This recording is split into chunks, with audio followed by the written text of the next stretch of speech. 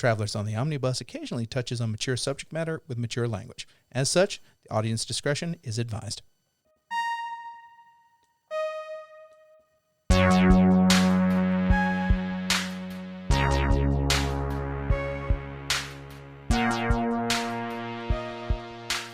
Thank you. And now we're returning to Travelers on the Omnibus, a field trip through nerd and pop culture. I have to sneak someone else's show right there, and then it'll be intro, someone else's show, you. But you got to keep this in. But I have to keep this in. Right, yes, absolutely. I'm Jody Kite. I'm Ethan Skinner. James McCarthy here. I'm Brady Davis. Well, we're back again, guys. Yes. All reunited All again. reunited at last. Ethan, what you been doing? Me. So I mentioned last week that I got PS Plus for the PS5, and I've made a discovery. Mm-hmm. Bianca made a discovery. Let me give her credit. I didn't know this, but I'm able to play PS4 games on my PS5. It's amazing. Yeah, you can. I didn't know that. Don't delete your game, though, if you want to keep your save file. Yeah. No. So after... Someone in the room that might be once was a guest, now is just audience, is shaking his head violently at that. Yes. Yeah, but I'm going through and figuring out what games are on PS Plus that I really enjoyed and I really want to play again. Mm-hmm. Just downloading those, playing those, and all that. And so that's in my free time. What's been on my mind recently is a continuation of a saga. What's on Ethan's mind? So last week I said that we had our meeting with the wedding venue postponed. Yeah. Mm-hmm. The saga continues. The saga continues. As all right, Bianca got a Hold on, text. let me find a sound effect for that. Hang on, I got something. Long time ago. I can still. There we go. That works. Okay. How that music used to make me smile. As yesterday, Bianca got a text from the wedding venue. And it reads as follows. Mm-hmm. Hello from your favorite venue owner. Oh, I already hate it. Yeah. Please don't take off for March 30th. Keep going. Before he said March 30th, I'm like, please don't take off before we tell you Yeah. what we're about to tell you. Our closing was just pushed back until the very end of April. Fuck them. So for context, the owner of the venue is in the middle of selling it to another party, and so apparently they haven't roughed out the details yet. Even though this is Sorry to inconvenience your wedding plans twice. If you've ever gone through a complicated real estate transaction, then I'm sure you feel my pain. Yeah, that's an everyday person thing. Yes, this is a very common occurrence. Yeah, if you've ever gone through a commercial sale for commercial property, you know. To be honest, we're all at our ages. Like none of us have ever and will ever be able to go through a complicated real estate thing because it's too fucking expensive. Yeah. I'm scared to reschedule this far out because you know how these things can go. So I will just have to get back with everyone on a meet and greet date once our new closing date gets closer. Thank you everyone so much for your patience. Give me back my deposit. Listeners, I'm sending out a call for action. Is a passenger call for action. Yes. $5 for anyone that lets me use their backyard. How about $100 for a front yard? Even better. Look to your right. Hello there, audience. But yeah, no, it's the wedding venue is just aggravating as we get closer to the wedding. But you're not getting closer to the wedding because they keep There's a big pushing. grassy area behind my apartment. It's like does it have a good background? Is it good for photos? The cemetery, yes. Yes. Jesus. For those of you who couldn't hear that, someone in the room, to protect them from prosecution, said there's tons of empty lots in Biloxi. I mean, just the way it is. I mean, he's not wrong. Yeah, just watch out for meth needles. Yeah. No sandals that day. Mm-hmm. You just go to Margaritaville and just start the wedding. They can't stop you. They don't know what's happening. Mm-hmm. Yeah, just You can go to the actual Margaritaville that's open and do it. No one's ever in there. That is also true. I never told Is this just like a real long diatribe on urban blight? Like, is this what we're doing right now? Well, I mean, So yeah, sure. Okay, there we go. So us talking about this is actually unlocking a memory that I did not share with you. Oh, all. Jesus Christ. Okay. Do you need to share this off mic? No. So last year when me and B were in Show Atlanta, me on the doll where he touched you. when we were in Atlanta, we went to the. Why are you pointing behind the eye? We went to the Atlanta Aquarium. You know, it's really nice. It's a well-known. This is before the aquarium. corn dog. Before the corn dog, Yeah. yes. Yeah. And all throughout, we kept seeing. We didn't see them together, but we saw a man in a very nice like suit, a person carrying out like a very expensive camera, and a person in a long white dress. Okay. And so we didn't see them together for the majority until we got to the very end of the aquarium, and we saw them having a wedding ceremony right in front of the dolphins. Awesome. So Dolphins really at funny a if the wedding, you say. It would have been really funny if the dolphins were fucking while they were doing that. That'd have been great. So they got a flash mob marriage. Yeah. Yeah, so they basically said this part of the aquarium is not accessible to you who paid your money to go in because No, people were still enjoying the aquarium around okay. them. No, I wanted these people to be assholes. Shut up. So yeah, that was just a little tidbits. Or if they would have got, sometimes dolphins will get like pufferfish that have the toxin on them, and they'll use it to get high. Yeah. That would have been funny if they would have been like just wobbling all over the place. I'm pretty sure they specifically separated the pufferfish from the dolphins. So long, and That's thanks a for loss all for the the fish. dolphins. For all the fish. That's really like, man, those dolphins are. But yeah, that's me. All right. Well, follow that, Brady. Well, there is something else, but we're going to talk about this all we're at holding once. off one big thing. Yes. So, besides the one big thing that I'm also going to contribute to, I started watching a new show that has come out on. It says FX, but the version that I'm watching on Hulu can't be shown on FX. It's a show called Shogun, I've heard of it. which is based on a really big fucking book. a book, yeah, and it takes place at the tail end of the Sengoku Jidai era of Japan, the Warring States era, Right. and there aren't any shoguns, but like the guy who's in charge, who's called the Taiko, I think is what it's called, he dies, and he leaves. His heir is too young, and he leaves 5 magistrates basically to run things until his son comes of age. And 4 of them basically get turned against the other one, whose name is Tobunaga. And Tobunaga is played by, he's the main character of the show, and he's played by Hiroyuki Sanada, who has played, among other things, he was the asshole samurai in The Last Samurai. He was Scorpion in the Mortal Kombat movie. He was recently in the most recent John Wick, where he was the head of like the Tokyo Hotel. Really, really good actor. He's a great actor. And He was also in Bullet Train. yeah, apparently I've never watched Bullet Train, but I still haven't seen he's in a Bullet lot Train. of things. But he's like the Japanese actor that's in every fucking thing now. Right. Because there's one like every once in a while. It was Ken Watanabe in the 2010s, and now it's this guy. But he deserves it. He's a great actor. One of the other main characters is this English man who because at this time, like, Portugal and Spain are the only people who have Portugal really is the only people who have anything to do with Japan, like trading wise and everything like that. Right. And they've kind of kept how to get to Japan secret. And this guy is like the navigator, and he helps this one ship get that's actually been, he's English, but this was like put out by the Dutch to find Japan and establish trade with them.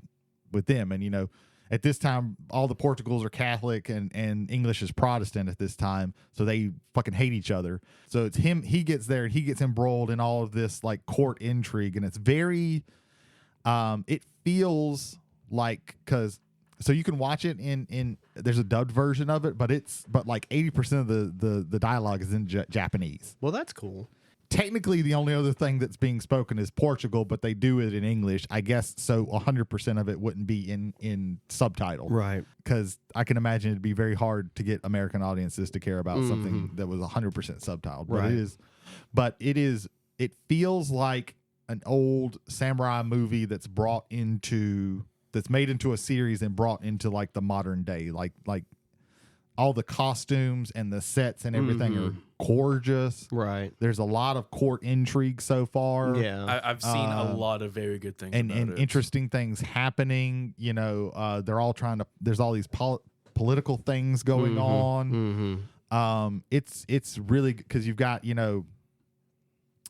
the council guys who are trying to push the one guy out. You've got the Portuguese and even with them there's the church, and then there's the actual traders who are wanting to do all different things. Right. Like it's a really good show so far. There's 3 episodes so far. It's supposed to be like a limited series. I don't know how many episodes it's going to be, but it's really good so far.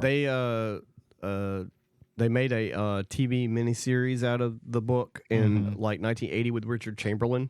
Yeah. I think it's had a couple of adaptations. I think that's like the main one that people remember. Yeah. I was about to ask if there's like a random Caucasian guy that shows up because that's kind of how like they introduced it to make it more, I guess, easily consumable by Western audiences in 1980. The guy is actually he's not named the same name, but he's based on like an actual person who was the first Englishman to make contact with the think that's Japanese. Richard Chamberlain's character from the original. And they just kind of weave it like it's parallel for a little while because when they basically crashed onto the shore of Japan because they're all half dead, right, and like dying of scurvy and shit. Right. So so he kind of gets embroiled in this because he's found out things that the Japanese don't know that the Portuguese are doing, and and he's basically the Tobunaga is basically using him as kind of a pawn to keep himself from being killed because they're like really close to just being like, okay, we're just gonna execute you. But it's really. It's so far it is a really, really, really good show.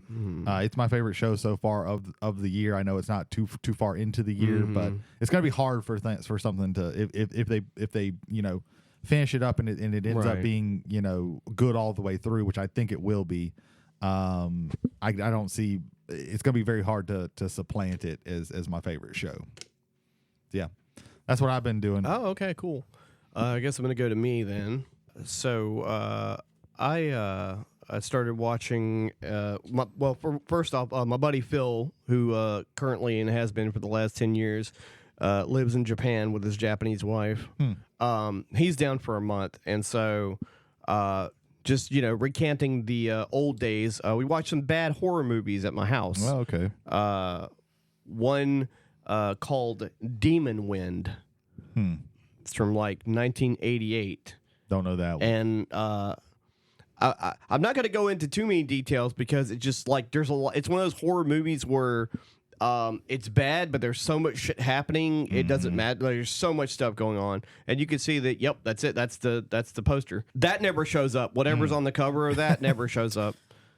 It used to be back in the day that when they would have those posters, a lot of times it would like nothing in the movie would be like that. I could definitely see there was influences from Evil Dead 1 because early on when they run into the first demon-like entity, yogurt and corn spew out of its mouth, which was a cheap special effects trick they used to use back in the day. I'm not going to go into the plot, but I will say that this is the most I've ever seen them continually introducing more and more characters.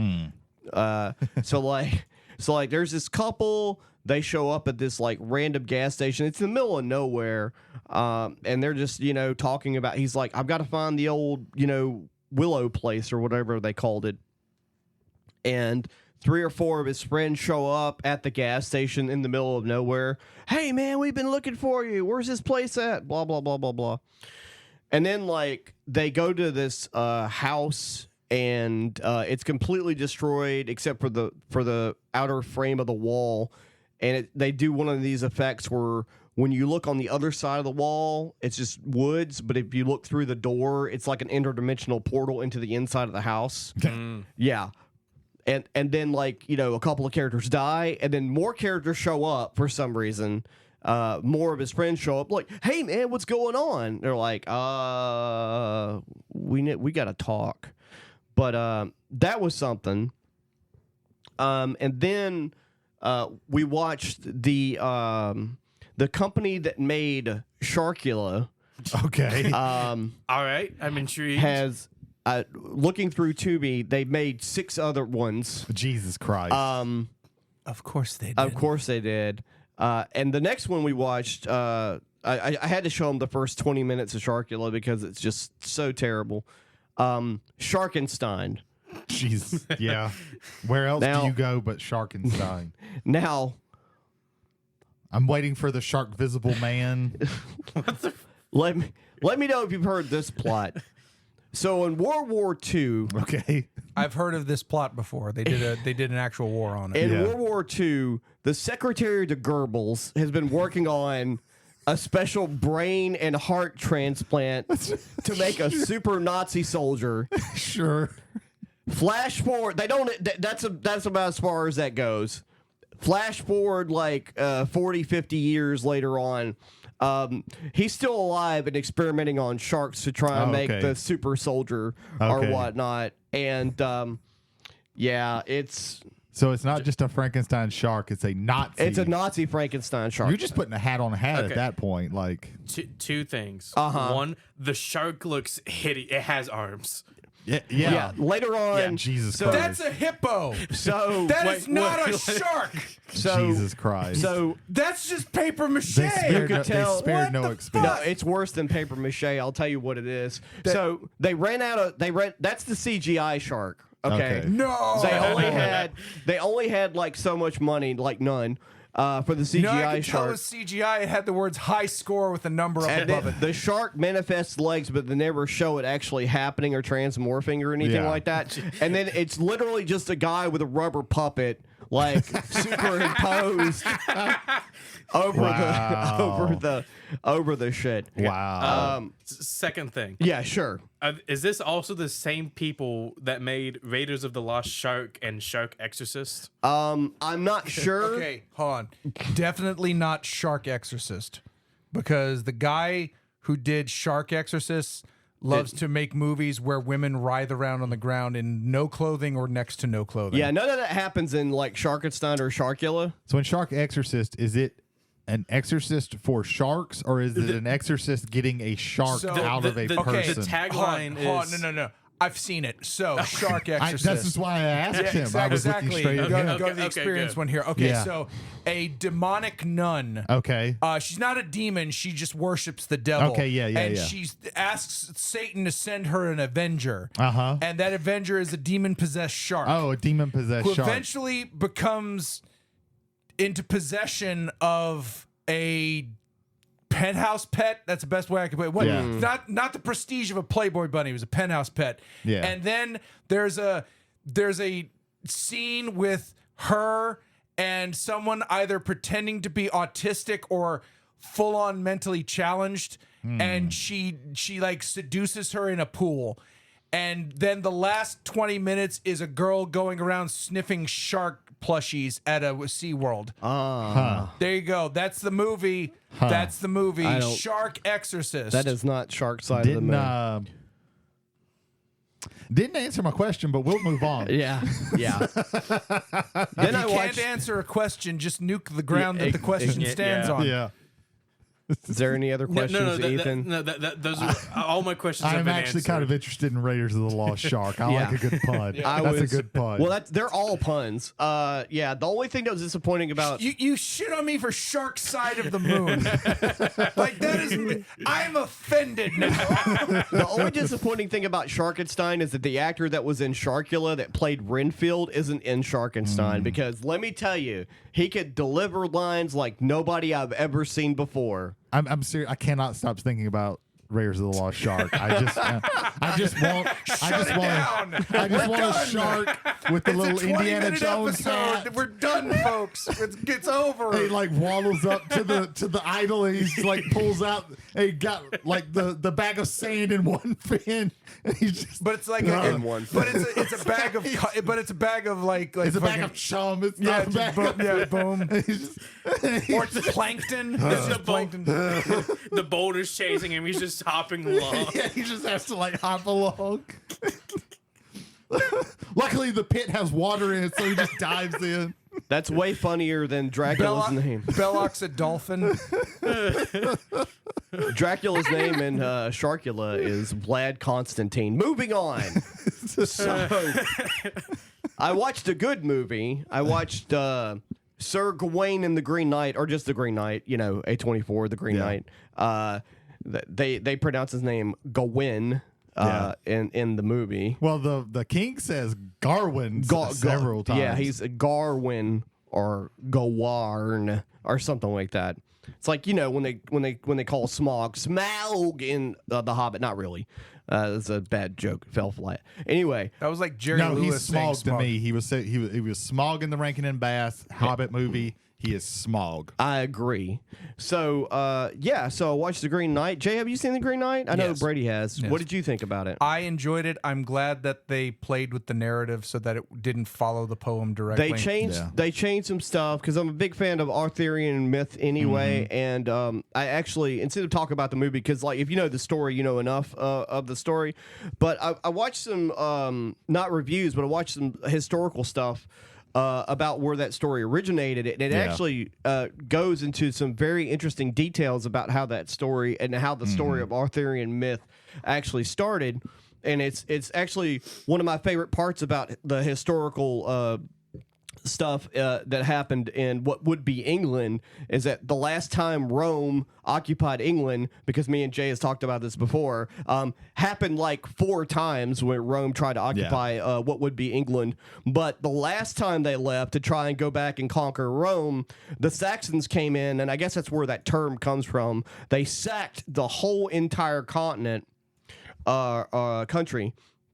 And so the Saxons took over. And when the Saxons took over, whatever like historical things that they had written down between the Picts and the Romans that were there beforehand, burned all of it. There's literally no information about what happened during that war and during that purge that happened when the Saxons invaded what would be England. And so all of the stuff about like Arthur and King Arthur and Merlin and all that stuff was originally just made up by a French monk, right? Some guy just like started the story based on some folklore tales, and then it started becoming more and more embellished. And then I think Tolkien had something to do with like one of the last iterations of one of the stories to make it like even more popular in zeitgeist, the pop culture at the time, or the beginning of pop culture at the time, I should say. So I find that stuff interesting, as well, because very rarely do you find out like the actual origin stories of myths and things like that, because they typically start with like word of mouth and then they become written by different people. So The Green Knight was really good. I love the cinematography. I love finding out that movie. the Green Knight is all prosthetics. There's no CGI with the Green Knight at all, which I found really cool because it kind of had that maybe look to it. Yeah. Because the light, I love what they did with the light. The lighting was really dark in different places and things like that. I like the portrayal of Arthur as an old king. Yeah. Who's pretty much like he's dying, but you kind of get that vibe at the beginning. This is and to be honest, like they never most characters in the movie don't get a name, right? they never like They never named him Arthur. They never named him Arthur and Guinevere. Yeah. The mother, Gawain's mother is Morgan Le Fay, which is not actually it's different in the original. Yeah. They changed it. I think changing that says some interesting things. But they never call her by her name. No, so they don't. Nobody, or hardly anybody gets names in this, especially if they're like well-known figures. Right. Like, you just have to be like, okay, yeah, because I think even in the credits, it's king and queen. It's not right. It's not anybody. And that's a good choice too, because that anybody that would be like fanatical about details or anything like that, would not be angry about anything really. Yeah. Green Knight a few years ago was like my favorite movie of the year. Yeah. It's one of those weird, really pretty movies who ask interesting questions. That's right up my alley. Like it's just my shit. Like it's there's a lot of interesting things that happen in a movie, but there's one, and I'm not going to say exactly what happens, but he comes across the boy in the middle of this just desolate war of bodies everywhere. And he's like, hey man, you got any money or something? I'm paraphrasing, but he gives him like a coin of some kind or whatever, and then he meets him later, and that's also very interesting. But yeah, that's what I've been up to. Jay, what about you? Hello. So 2 things. One of them so major we might turn it into a rest stop, but let's see where we're going. First thing, Dune Part 2. Short answer first. It gets my highest recommendation. Unless something shakes the earth to its core, this is probably my movie of the year. At this early out, I'm kind of sad that it is this early out, because I do believe there are performances in this that are Oscar worthy that will not get the attention they deserve because of how far out they are from the actual Oscar deciding time. Yeah, it's also a sci-fi movie that's based off of an existing property, so probably they don't give a shit about that stuff in. And when the Oscar got to be original dramas. Yeah. If you are coming to this movie expecting a beat for beat, word for word recreation of Frank Herbert's Dune, stop right now. Don't do that. You have that book. It is there. This is, as I've said before with Dune Part 1, this is Denis Villeneuve's Dune. He captures a lot of the emotional beats. He captures a lot. There's one subtext to it that doesn't get explored, and I do, as a fan of the book series, it does kind of... I am kind of sad about it, which is which is on the ecological side of things, and how Dune would progress from that. But it's not. I don't feel that part of the story mixed in with everything else. One, I think it would have taken away from everything else, and 2, it's another thing you have to add on a story that is so long. It is a longer movie. I started feeling it at the end, but they wrapped it up just before I would have lost it on there. I did not get a wacko bucket of popcorn. AMC theaters are the only ones getting those, and I was not able to acquire one. Yeah, the closest one of those is in Mobile. But my final and in a more serious thing, this movie has reestablished my faith in young Hollywood, particularly Timothée Chalamet. Austin Butler, Zendaya, and Florence Pugh drive this story. Their performances are top-notch. They had to be in order for this to work. This was absolutely exceptional, and I have very good feelings going forward about what we're going to receive from these storytellers going forward in movie and cinema. And I guess as a final tongue-in-cheek, Elvis fought Willy Wonka. You get like a feeling from it that like we're getting back to maybe not as a whole, but the auteur Hollywood that we had back in the day, where someone had a vision and was able to execute it without the studio getting overly involved. Because that's what it sounds like. Warner Brothers couldn't get involved in this, because if they had fucked with this and made this run over for money, we would be we have a bankrupt Warner Brothers right now, because they're pretty close. I think that's the reason. Oh no, they'll be fine. Yeah, everything I've seen, they'll be fine. The things that they're cutting to literally just like, hey, we're good. And like this thing, I think opened like 145 million with the international box office added in there too. They'll be. I'm not worried about Warner Brothers. I'm worried about the mid-tier stuff. Like, for instance, today we learned that Rooster Teeth was shut down, which I saw it coming. Rooster Teeth was not where they were in their heyday. Like the zenith has passed. There are certain things that don't have like a timeless kind of appeal to it. I know this is their signature show, but like stuff like Red versus Blue, that kind of content really isn't relevant You anymore. could argue they moved on from that. Like, it's still a part of They the did move portfolio, on. but you have Ruby, which was a very big part of that. Yeah. They had other things in the portfolio, and the podcast section is actually being sold off, so Warner Brothers sees some actual value there. Otherwise, they wouldn't be trying to sell it. Right. So, but what you're seeing is like, particularly in the internet scape, you're seeing a lot of these mid-tier things that are slowly going to start dying out until eventually they're just, and then the major parts are probably just going to be owned by big studios. Right. I think there is starting to be a resurgence in like a mid-tier style movie, at least like when it comes to like an action or something like that. Because last year A24 talked about how they're going to do bigger budget movies. Now, what they mean by bigger budget movies, if you've seen the trailers for Civil War, that's what they mean. That's like a $40-50 million movie. Right. So to them, that's a bigger budget movie. Right. But that's what they mean. So when they say bigger budget movie for them, that's really a mid-budget action movie that they're doing. So you've got people like that, studios like that, or production companies like that doing doing those types of movies. I would stress my statement there was on the internet side of things. I 100% agree with you that, and A24 is leading that charge with aplomb, and it is one of the reasons why their movies continued to be produced during the strike, because they were more willing to listen to the writers and actors guilds. Right. Yeah, So they agreed to all of the actors guilds and screenwriters guilds demands like almost immediately, so they were able to keep making movies. But yeah, things like this, I go back a few years. Cracked is gone, though those people then kind of proliferated out and have their own things. Yeah. Robert Evans, of course, we mentioned mentioned a number of times on this. Yeah, cast. there's several of those podcasts that I still and listen to. websites. But I think we're seeing an end to mid tier.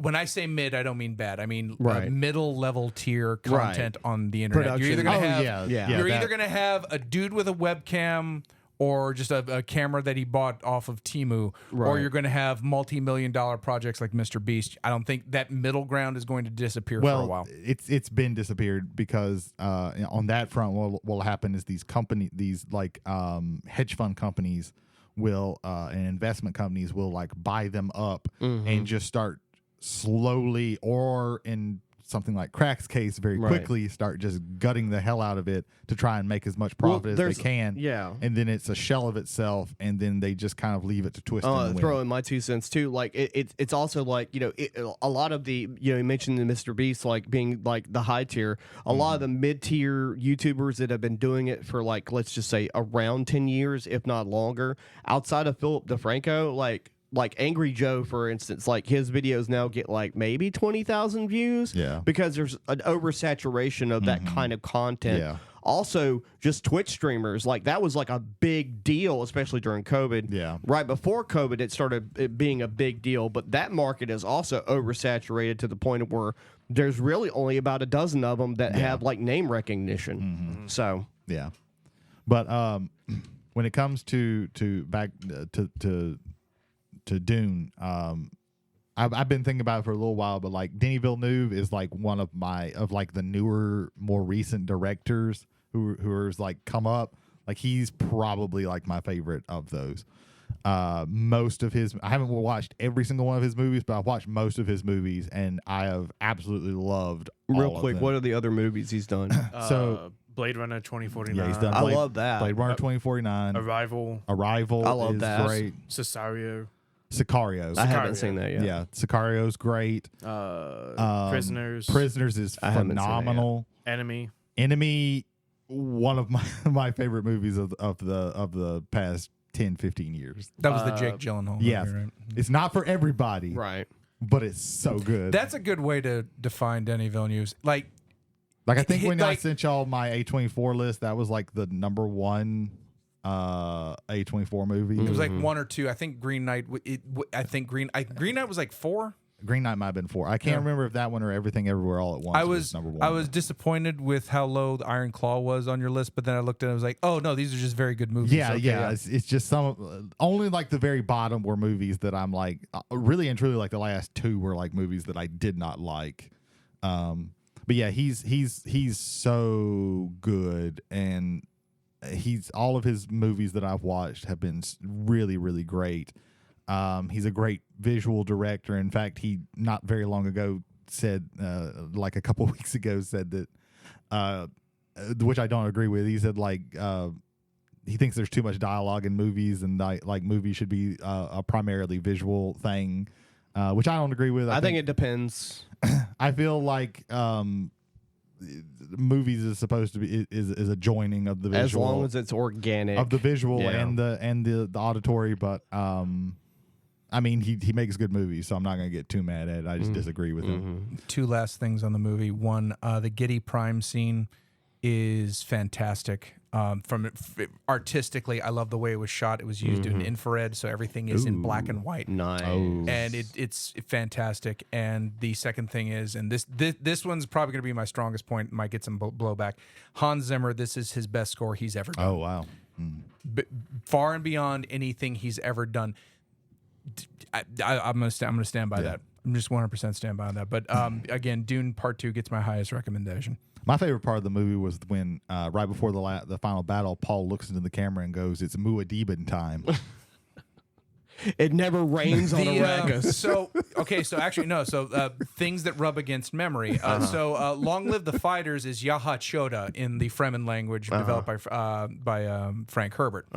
The gentleman that did the language for the Dothraki was brought on also for this stuff. So and they changed the language around. And I was like, and it itches against memory. So it's one of those things. But then I found out is Yaha Choda is actually taken from real world languages from Arabic, Farsi. There's a bunch of other languages that it's taken from, and it's this smashed together pastiche, which is actually to the level of almost minstrel show. And so when there's new words for things, it's actually a developed language out of what the words would be if you start from a base and work out from them. They actually got a linguist that has done this before and done this on very high profile things.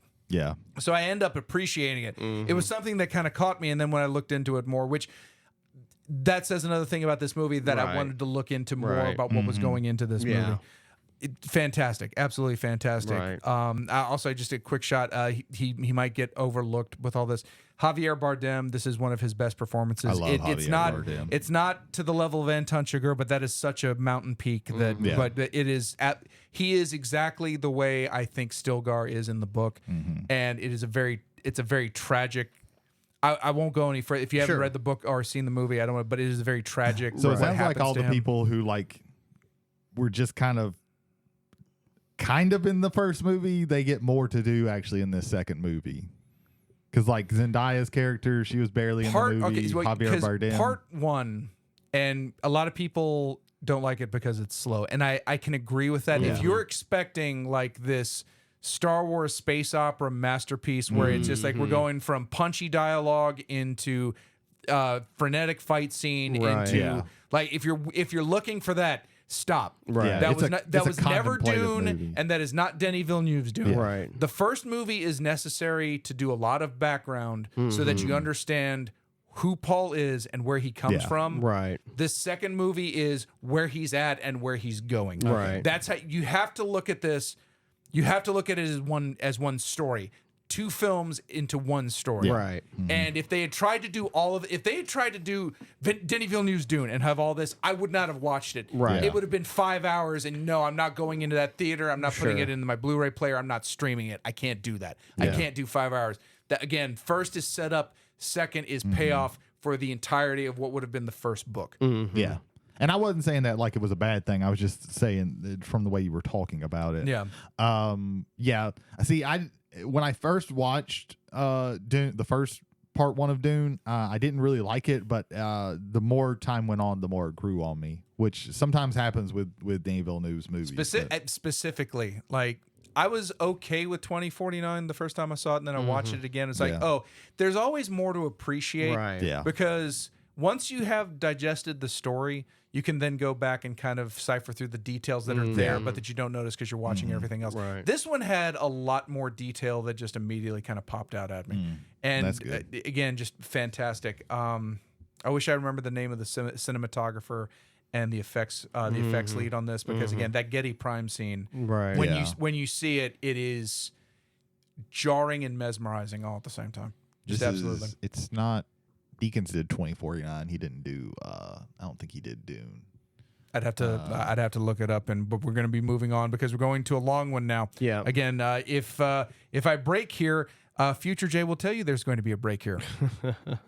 Hey everybody, Future Jay here. Yeah, we talked a lot about CoastCon 46, and so we had to make it into a rest stop. But you will find that episode up in a couple days, or if the episode's been out for a while, it'll be the next episode off this channel. So anyway, we're going to go back to Jody, who's going to ask me about feedback, and we didn't have any. So spoilers for like 2 seconds from now. Bye-bye. Do we have any feedback? No. We do not have any Thank God. feedback.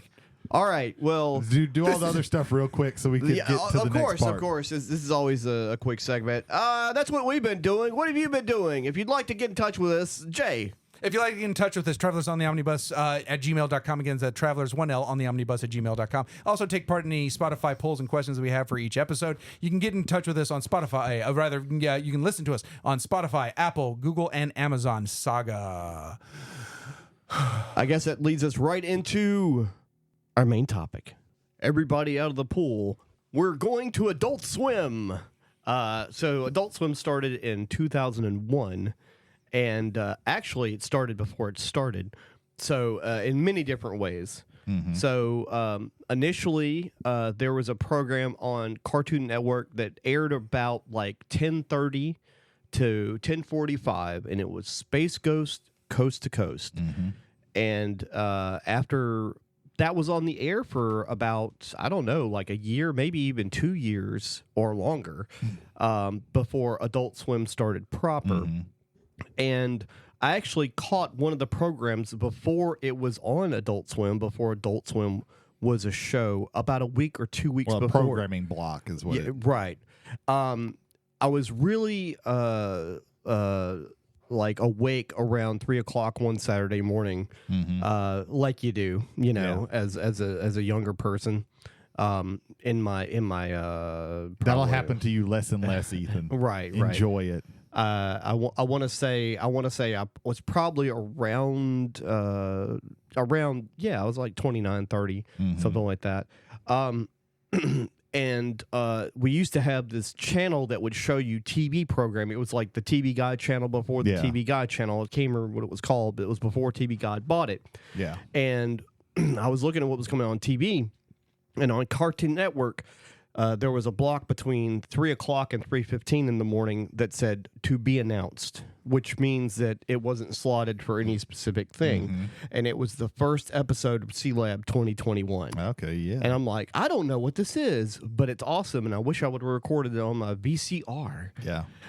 They did that for a number of the series. And what to me is just interesting about that, and it kind of speaks to kind of the irreverence of the Williams Street crew, is the idea that we're just going to throw this stuff out there. Yeah. We're not giving it any fanfare and like this is for the folks up at 3 o'clock in the morning that want something other than infomercials or a rerun of a rerun of a rerun. Yeah. Yeah. The first proper Adult Swim show block was Space Ghost Coast to Coast, Aqua Teen Hunger Force, C-Lab 2021, and I want to say that might have been it for the first night. Was Home Movies not a part of that? Or did you mention Home Movies? Home Movies, I didn't mention Home Movies. Home Movies might have been a part of that original block, but I want to say that those three shows were definitely part of that block, and the block wasn't very big to begin with, and it was only on Sundays, and throughout the year, they eventually started adding more and more programming slowly. And it started expanding more and more and more. Yeah, like I 20 Ounce Mouse, I think, was one of another early show that was on. I didn't really get cable/satellite until about 2004 when I got it. Right. When we got it at my house. So that's and even then, like, it took me a little while to start like catching on to Adult Swim. So that was more around the time. So like the early days, like I'm not sure about the kind of history of that and how that worked. I will tell you that like by the time the Brack show started, they had started phasing out Space Ghost Coast to Coast. Yeah, I think the Brack show was in its kind of heyday when I was still when I started watching. And Space Ghost Coast to Coast was not being shown all that much. There was another show that was aired on TBS right before Adult Swim, or right around the time Adult Swim started, and it was Cartoon Planet, and it was basically the characters from Space Ghost Coast to Coast in little segments and things like that, and that's where the Brat character really started to shine. Yeah. If you want to watch some funny clips from that, it's pretty good stuff. Pretty good stuff. So I guess we can just start around the table memories of watching Adult Swim for the first time before we get into some of the shows. So with me growing up, it was a lot of moving around between my mom and my dad. My mom was very, no, you cannot watch Adult Swim. You're not old enough to watch this. It is bad. No. I moved back with my dad. I don't give a shit. Watch whatever. Hell yeah. So it's weird for young me to think, okay, my dad, I'm being told I can watch this, but at the same time I've been told in the past I can't watch this. Yeah. And so for me it's more so like cultural osmosis in a way, where I'm aware of Adult Swim.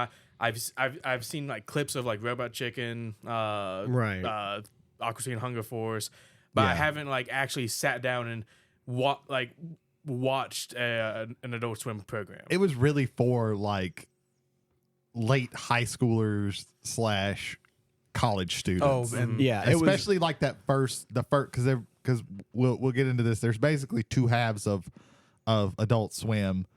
There are the comedy shows, and then there are the anime. The comedy show block always did a whole lot better, but like that's the part that really seeps into the culture. So like and all the people that you're around are like in that era where like that was, we were the target demographic for fucking Adult Swim. And it was a water cooler show. That's the old term for that group. Everything I've seen of like Aqua Teen Hunger Force, I immediately loved. Oh yeah, of course. It is phenomenal. My name is Milkshake Zula, the micruler, the old schooler. You want us to trip? I'll bring it to you. I love every single minute. He wrote that on the car ride from where he was staying to the studio. That makes sense. Awesome. That's one of my favorite stories of that. Yeah. So I was there night one, September 2nd, 2001. It started with home movies that night. And my buddy Ian wanted to watch because he'd heard about it, and because he was a big fan of Dr. Katz, Professional Therapist, and a big fan of H. John Benjamin, which you may know more colloquially now as the voice of Archer from Archer. And so he wanted, and home movies was funny as all hell. But later that night, they aired their first anime that aired on Adult Swim. I think it's time we blow the scene. Get everybody in the stuff together. Okay, 3, 2, 1, let's jam. And Tank hits and Cowboy Bebop appears, and it's one of those seminal moments for me as far as watching. Brady hit it right on the head. It's for late high school and for that college crowd, and particularly like I would say even seniors in high school, which by that time you're staying up to 1 o'clock in the morning, whether your parents want you to or not. It's just the way it is. Same thing with college students. And I think there's also a third, not necessarily intended group, but again, it's those people that live after midnight, whether it's for legitimate reasons or for psychotic reasons, and it's for something to have them to watch after everything else has gone to bed in the world. Yeah, I want to say also like the anime thing, when Adult Swim started airing programming outside of Sundays, they started airing an anime block on Saturdays. With shows like Inuyasha, The Big O, Death Note, things of that nature. Death Note came along later, but that whole Saturday thing came along later. In fact, when Jay mentioned Cowboy Bebop, now I'm remembering that. When they went through Cowboy Bebop, they had for a while there they had one anime in place at that time slot to take space in that block. Well, now when I started watching it, there was basically like literally every night there was it happened every night, and like it was like a 4-hour block, and like the first 2 hours were going to be comedy shows, and the last 2 hours was going to be anime. That resurgence really started about the time, and we're going to mention the shows that aired on Adult Swim versus the shows that were originally Adult Swim programming. And that happened around the time the first time Family Guy got canceled by Fox, and they started showing other programming. That was around the time that I started watching. And also the reason why, of course, that they started showing shows during the week is because of the ratings boost they got. They didn't expect that when Adult Swim started. They didn't expect the ratings boom, because Cartoon Network was just mainly originally outside of the Gendy Tartakovsky, like, Two Stupid Dogs and Dexter's Lab and those shows, was mostly just a place for them to show reruns of old Hanna-Barbera cartoons. For a while it was, but then they started getting into their own stuff, though the quote unquote cartoons. Right. Before Powerpuff Girls and before Foster's Home. And then they put all of the Hanna-Barbera stuff on Boomerang. Right. That's what Boomerang became, what Cartoon Network was originally back in those time periods as well. Yeah. Adult Swim is where I first watched Samurai Jack, and specifically the episode where Jack is fighting the Black Ninja, and it goes into that black and white fight. That's one of the best fights. Period. Yeah, they started airing some Cartoon Network shows that would normally air during the daytimes or early evening times during Adult Swim times, especially if the show had already had its run. Well, when they did the fifth season, the fifth and final season, they finally came back and did it of Samurai Jack. It was exclusively Adult Swim. Yeah, and so Adult Swim, actually, if you don't know, another little detail is it became what Nickelodeon had early on, which is Nickelodeon was a kids programming during the daytime and Nick at Night, and there were two different networks. Yeah.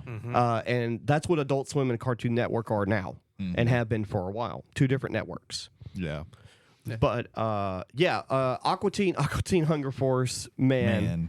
For me, that's the pinnacle. I fucking love Aqua Teen Hunger Force. Absurdist. That's probably my favorite form of comedy is absurdist comedy. Yeah. Same.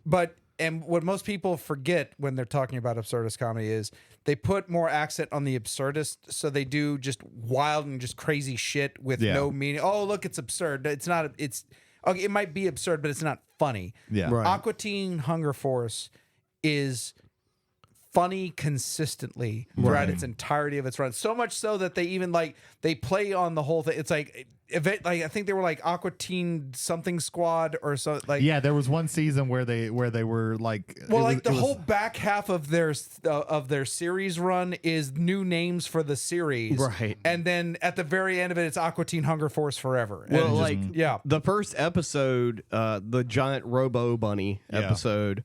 Also, another thing they changed on Aqua Teen is after the first season, you didn't see the doctor and his assistant anymore. As much. Every so often they would lead it off. But they phased them out. But it's because they had like all these other running bits that would constantly be showing up.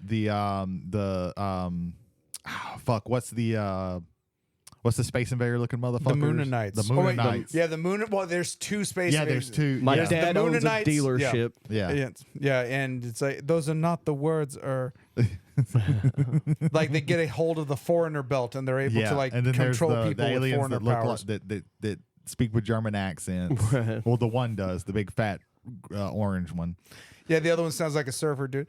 And you got and then there's another set of aliens. I'm sorry, you hit me right in the face. I thought you got were the robot cool. ghost it really hurts. Christmas Future. Right. Yeah, thousands of years ago, the great space ape Santa Claus. You got Carl. Carl's is fucking great. He's their neighbor. Carl for a while is the star of the show. Right. Like really and truly. Hand banana. Yeah, so good.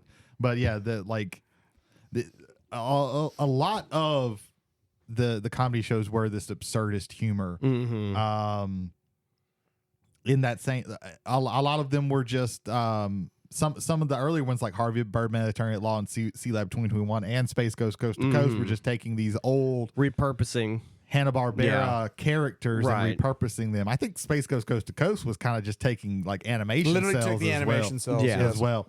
Harvey Birdman and Sea Lab 2021 actually was like they drew these things, but it was all these like you could watch those old shows. Right. Did you know that like the Space Ghost Coast to Coast episodes, the interview portions of those, the guy that was interviewing the guest was dressed in a Space Ghost costume. I didn't know that. Yes. I didn't know. I never really liked Space Ghost Coast to Coast all that much. I really liked Sea Lab 2021. I really liked Harvey Birdman. Harvey Birdman was funny, but was cool because if you knew about those old Hanna-Barbera cartoons, Right. like they would constantly, it would just be some old Hanna-Barbera cartoon has gotten to some legal trouble and he has to help them out of it. I remember watching a clip of Space Ghost and the Jetsons. Yeah. And he's like getting their information and he's like, okay, so what time? Where are you guys from?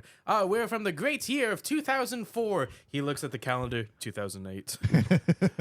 Right. Yeah, the first episode of Birdman was Johnny Quest. Oh yeah. They were getting a divorce. Oh yeah, it was a custody battle. A custody battle over Johnny and it was Johnny's dad and what's his name? Rick? Is that the Oh, I can't remember. I can't remember. It's so fucking Because long. that bleeds into like it is amazing to me how much of Johnny Quest has bled into the Venture Brothers. Yeah. For me. Oh yeah, the Venture Brothers also. I very recently rewatched Venture Brothers, which started out as just kind of a play on kind of what if Johnny Quest grew up and was kind of a piece of was a piece of shit, but still had all of his money and everything. In fact, Johnny Quest is like a drug addict in this show. but yeah, that one's really, really good. Because I very recently rewatched it. Yeah. But then you got the like on the absurdist side, you also have Squidbillies. Which is so it's a love it or hate it. Yeah, it is. I haven't met anybody who has ever. They have either said I fucking love Squidbillies or I fucking despise Squidbillies. So- yeah, there's no middle. There's no so- middle. so I've never met somebody who's lukewarm on it.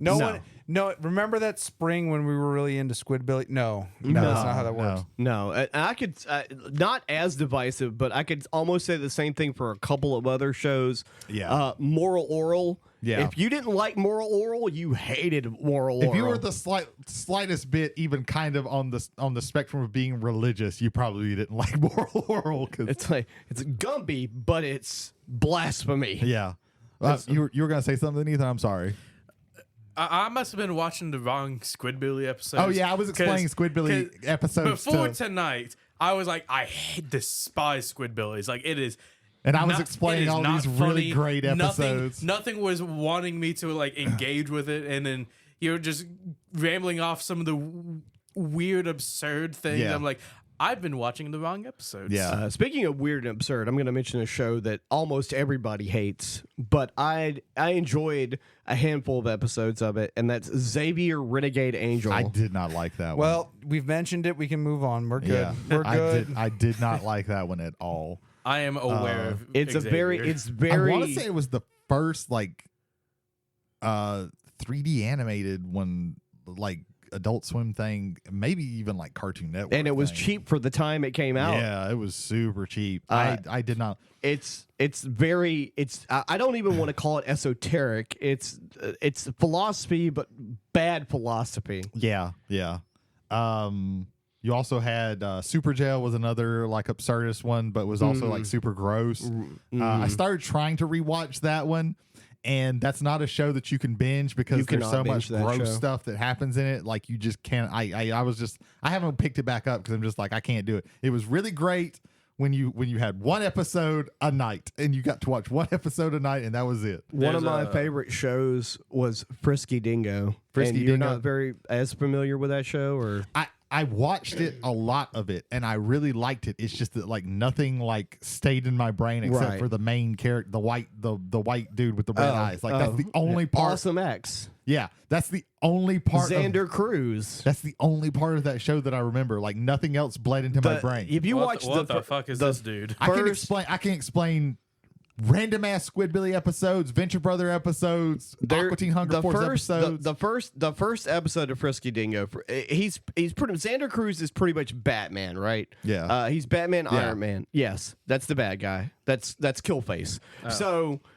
Killface is the guy let me tell you a quick rundown of Frisky Dingo. So the first episode starts and it's Awesome X, which is his superhero alter ego, and he's being interviewed by a reporter. Now she's his girlfriend, but she does not know his secret identity, and she's sitting there and she's interviewing with like this building is on fire behind him, and she's like, Awesome X, you've done a great job, saving the city from whatever the name of the villain was. He's like, Yes, I have. Everything's awesome. Everything's great. She's like, so since you've saved the city and everybody's pretty much been eliminated, all the villains are gone, are you going to be retiring? Nope. Still visually being awesome, and I'm Awesome X. And so his assistant, that's taking care of all of his, because he like inherited all his money from his parents and all that or whatever. He's like, Awesome X toys are not selling anymore because you don't have an evil villain to face, and you have to have adversity to make any money. Yeah. And he's like, what about this guy? And so Killface, the villain in the show, has a group of studio executives. He kidnapped a bunch of people that make movies or something. Yeah. And he's trying to make a movie to try and generate interest in him so he can get enough money to buy the super missile to blow up the planet. Yeah. And so they don't have a budget, so they send out postcards to try and find a hero that he can fight. Yeah. And that's how Frisky Dingo starts. Mm-hmm. Jesus. It's wild. I remember liking it, and I didn't know that the people. It makes sense now, but the people who did it went on to do Archer. The people who did Frisky Dingo did C-Lab 2021. Yeah, and then Frisky Dingo was their first original program that they did. Yeah.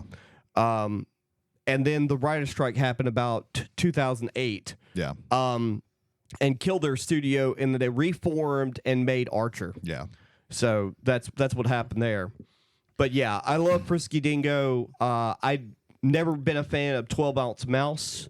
12-Ounce Mouse, I remember being lukewarm about it. I don't remember. It wasn't one that I watched religiously. I didn't like Assy McGee. I loved Assy McGee. Assy McGee was so stupid. It was funny. Later on, they tried to add live-action shows to Adult Swim that did not go very well. Children's Hospital was one of them. When the live-action shows started coming on, that's when I wasn't watching it as much. So that's when kind of the downturn on there it was for a couple me. There was just a couple of them, and they did not. But you also had there was like we had the absurdist comedies, and then they also had like those cringe comedies where it was all the Tim and Eric stuff. The Tim and Eric Show, great job. Tom Goes to the Mayor. Goes to the Mayor. There was like 3 or 4 of them that I can't remember. I didn't like these shows, so I didn't watch them. Wasn't So it Tim and Eric Awesome Show? Tim and Eric's Awesome show, great job. And Yeah. then, So that's the full name of it? yeah, and then Tom Goes to the Mayor, and I want to say there was at least one more. I think one of the Tim and Eric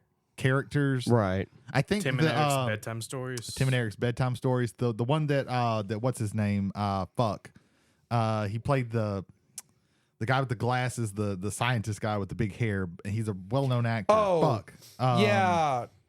He was Dewey Cox in Walk Hard. I know who you're talking about. I can't. John C. Reilly. John C. Riley. John C. Riley. I'm sorry, John C. Riley, because I really Right. like you. Your name just flew out of my brain. I think he had a spin-off. His character in that had a spin-off. He had a spin-off show. But I never watched any of that because I just did not like it. I like Tim Heidecker. I like all the stuff that he's done, like Check outside it out of with all Dr. this. Steve Brule. Yeah, Steve. I Brule. like Tom Goes to the Mayor. I did not like Tim and Eric. Yeah, it was. It just wasn't my type of stuff. But there was not a whole lot on Adult Swim that I didn't enjoy. There was also shows before we get into some of the Fox programming. There were also like shows like The Oblongs. Yeah, The Oblongs, yeah. I have faint memories of like watching Cartoon Network, and then it has that transition into Adult Swim, Yeah. and then The Oblongs would play. Yeah. And then my mom would run into the living room and was like, don't watch that! Yeah. And just change it. There was The Oblongs. I think Home Movies was an original program. They had gotten it from Canada, I believe. And also there was is it Mission Hill? I believe Mission Hill. I It is believe Mission so. Hill. Mission yeah. Hill. These kind of these like sitcom, Simpsons type sitcom things. There was also where they did it wasn't original programming, but they had just acquired it from different places. There was also the Boondocks. The which Boondocks is great. Right. At least the first 3 seasons. I think the last season the creator wasn't a part of, and it wasn't as good. That's one of the shows where I see more clips of than actual episodes. Oh yeah, that's absolutely a cultural osmosis. that is a TikTokable yeah. And it's because many times I'm on TikTok. I'm like, huh. It was outrageous. I need to watch some. It was some Boondocks outrageous, clips. but it was also a very smartly written show. It was very well The creator written. of the Boondocks is a very smart guy, and it was very well written. But yeah, the Boondocks was great. There's a Metalocalypse. Metalocalypse. That was like, for me, Metalocalypse was the signature second wave of Adult Swim programming. That was just like stellar. Yeah, I love Metalocalypse Metalocalypse was so good. much. It was so good at like satirizing like that. First of all, like the whole metal scene and like being famous and shit like that, and yeah, like that's a great one. I still haven't watched Aaron Magruder, the creator. Yeah, Aaron of Boondocks. Magruder. I knew his name. I just didn't say it. I should have said it. Yeah, but yeah, Metalocalypse is great. I haven't watched. There's a movie that came out very recently that I haven't watched that I need to watch because I remember that whole. The music's great. They've got the Death Clock is actually the touring. They're now. a real band, yeah. Yeah, they're touring with somebody else. I can't remember. They're not coming anywhere around here, of course. But I would love to see them because I actually like that kind of music. I don't usually like, but I actually really I do like some of those songs. I do like Mermaider is Mermaider fucking is great. pretty good. Thunder Horse. Thunder Horse. When that was on the first Guitar Hero, I was like, holy shit, this is awesome. Like that's such a fun song to play. Yeah, Into the Water. Like I know most of the earlier because you end up with Adult Swim. You like there's a few seasons of a show where you'll just keep watching it, right? Because that's the one that because they'll replay them over and over again, and then a new season will come out and that'll get added to the rotation. So you end up watching. That's why like a lot of those Squidbilly episodes that I was talking to you about, a lot of those Aqua Teen Hunger Force episodes, they just kind of stick in my brain because every night I was watching the same episodes. Well, they would loop again. the season until the new season would come out. They would just continually be on a loop, so you would be watching this episode over and over and over again. Yeah, I'm trying to think if there's any like the original stuff that I haven't. No, so like we mentioned, Family Guy was one, and this Adult Swim is actually one of the reasons why I hate Family Guy nowadays, right? Because I watched it so much on Adult Swim. Yeah, it got canceled from Fox after I think it was like year 3 or 4. I think it was 3 or 4. Yeah. It got canceled, and much like Futurama, it had a resurgence of interest from Adult Swim. It was Adult Swim, and then especially with Family Guy, it was DVD sales of the seasons. Right. Brought back interest but Adult Swim was a big part. The reason why you still have Family Guy on today is a lot of it goes towards Adult Swim. And Futurama got picked back up from Comedy Central because it was re-aired on Adult Swim. Yeah, it was re-aired on Adult Swim, and I think mostly the in between movies when they made the movies. Yeah, those were aired on. Those were like premiered on Adult Swim, if I'm not mistaken. I could be wrong about that, but I think I'm correct about that. But then they eventually got like King of the Hill. Yeah, showed up on there. They got Bob's Burgers. And King of the Hill wasn't canceled, but they had acquired the earlier seasons. Yeah, they just acquired the season, so it came on. I think King of the Hill actually holds up really well. I enjoy King of the Hill. I like King of the Hill, and I think it's a lot smarter writing than what people think. Yeah, I don't think I could say that for every Mike Judge. Yeah, this is true. That's I don't true. know. I don't like Beavis and Butthead, so I can't. I haven't watched much of it. Beavis and Butthead, I think that is a show that doesn't hold up very well over time, but his movie Office Space does. Oh yeah, Office Space is a classic. Right. Yeah, Bob's Burgers still around, which I think is a really good. It's one of those types of shows. I think it's one of the best out there right now. And I got a typically movie recently. yeah, the It did. movie is actually pretty good. I watched it, and a I while typically back. don't like any show, animated or otherwise, that where everybody is dry, but Yeah. that one works. Yeah. Yeah, I like that one, and they don't do anything like super crazy in the movie in the show. It's just like it's just a really well written show. Right. What about you, Jay? What's your favorite Adult Swim Well, stuff? we've already said it. Aqua Teen. Aqua obviously, Teen. my Aqua favorite. Teen is your Now, favorite? that being said, I think we would be remiss if we don't bring up Robot Chicken. Oh yeah, Robot Robot Chicken. Chicken. I wrote Robot Chicken down. I just looked right. Yeah. Well, past there's a it, lot. yeah. There's a lot of shows. Yeah. There is so much for our and for the generation that came past us. Yeah. There's so much there in Adult Swim that was influential and just entertaining. Right. Like for me, this is going to be a weird hour block, but I'm a big fan of Brad Nealing, the comic as far as writing and he had a series on YouTube called China, Illinois. Yeah. And then it became an actual series, China, Yeah. Illinois. China, Illinois is exactly how I see those characters. He was able to translate that perfectly on the thing, which I think, again, it speaks to that William Street ethos of they really weren't fucked with by the corporate.